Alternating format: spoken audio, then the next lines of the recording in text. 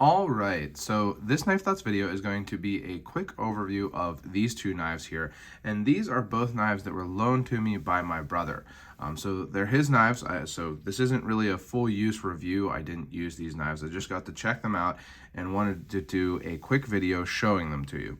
And these are two really cool knives because they're both, very pocket-friendly, traditional EDC type knives, but with a traditional flair to them. So first of all, this is the Helle Kletten, as you can see. And so this is a traditional Norwegian type knife.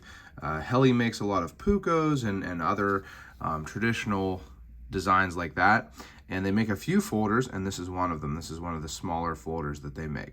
So really cool knife. Helle is a company that I and actually my family have been fans of for a while. I remember my dad gave Helle knives to my brothers when I was younger, and I used them to, with hunting, and my brother, who, this knife is from, uses them for hunting and things like that. And they're really, good using knives, but also very beautiful. So they often have a Scandi grind, so it comes to pretty much a zero grind edge there. So it's a very nice thin edge that cuts really well. So you can see there's no secondary bevel. There's the primary bevel here that makes up both the grind and the edge.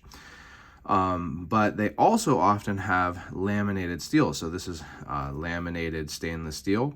And so it makes it so you can have a nice hard edge and then, stainless and a little bit more tough steel on the outsides, the cladded steel. So it's something that, like I say, I have used a good bit. My family has used a lot for hunting and have really, had good luck with these Helle knives. And so my brother's wife actually gave this to him for Christmas, I believe, this past year. And I think it's a really nice gift knife also because it's very nice looking. Helle often uses things like curly birch, which is what this is, I believe, curly birch wood. And then there's some other versions of this knife also that I saw. But I love this curly birch that Helle uses. I just think that it is so pretty, so classic looking, and just really, makes them all unique. No two knives are going to have the same character to them with that very nice grain in there. Then honestly too, for being a pretty small knife, it feels good in the hand. I can see this knife being usable for, whittling or something like that.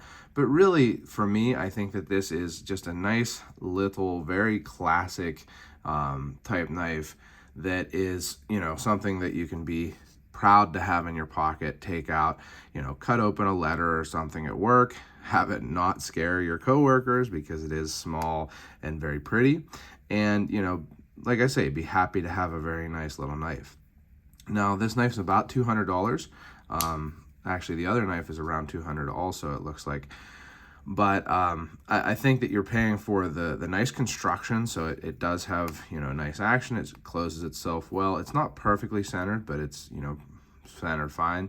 And it locks up nice and solid, no forward and back or side-to-side play. And, made in Norway, just a beautiful knife. So I think this one's really cool. Like I say, I like Helle knives. I've considered getting their larger folding knife that Helle makes. So I was excited to see this one. And there is a nice long lanyard here, leather lanyard on this. So I don't know if you'll see this video, but trying to think of a good bead that would go on this. I only have a couple beads, but I think that might be a nice little gift there. So I don't know if you'll see this video before I actually do that, but if so, like everything, it might take me a while. But anyway, here is a traditional Japanese knife. So this is a friction folder. You can see it comes with a pretty nice sheath here. So this has a like a clip here. You could put this onto your belt loop, which is I think what I would probably do with this. You could also put like a string on it or even put it on a keychain. I mean, this knife is big for a keychain knife, but not really like way too big. So nice little sheath there. I'm going to set that off to the side. And then this is a S Yanagida. And again, I'm sorry if I'm mispronouncing that. And I believe the S stands for something like Seiji or Seiji. Yanagida friction folder. So this is a classic Japanese style friction folder. It does have a clip point, but you see those a lot on these traditional Japanese friction folders. It has the classic kind of extended tang here, which is different than like a French friction folder. So very cool there. This also has a clad blade. So you can see that it's really, they call it a VG10 Damascus, which is something that's used in Japanese knives relatively frequently. You can see that there is the line there where below that, that's the VG10, and then above that, there's the Damascus. So pretty nice looking, I would say. You know, you get that VG10, so it's easy to sharpen, holds an edge well, you know, is pretty stainless, and then you get that nice look of the pattern welded steel that clads that VG10. So again, really nice on that steel. I think it goes with the gentleman look of this and the other knife. And then the handle is this really interesting kind of stippled ruby wood is what this is called. So it's a very kind of maroon looking wood. It's not dark red, but it is definitely, it does have a red hue to it. So I think it's a good look. It's an interesting look. It's not a wood that I am familiar with, but I really like this stippling. It feels really nice. It's like jigging, like traditional, you know, Western jigging, but it is a little different. It's more like stippling. Although there is some Western style jigging that looks like this, but I've never seen the ridge on a Western style knife. So that's pretty interesting to see. And then again, with the lanyard, there's a, my brother put a cool lanyard here that goes with the theme. So it's kind of a, I always forget what these are called, the masks of the samurai. But I wish I would have looked that up. I was thinking I remembered it, but now I'm forgetting it.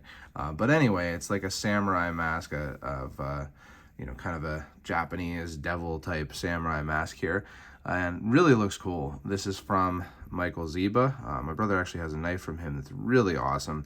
It's actually with the maker for some repairs. So, but this is a really cool bead. You can see there's really nice detail. Maybe you can see it if it focuses. But really nice detail on the teeth and the horns and all that. So I think that this really goes with this knife nicely, the Japanese styling of it. So really cool bead to go with this. So both just, oh, and this one is about $190. I'm not sure how much this bead is. Probably adds to the price enough that it ends up the package being more than the Helle, but about the same price on the knife. So both just really nice gentleman style knives that are, you know, I have enjoyed getting to check out. So if you like videos like this, make sure you subscribe to the channel.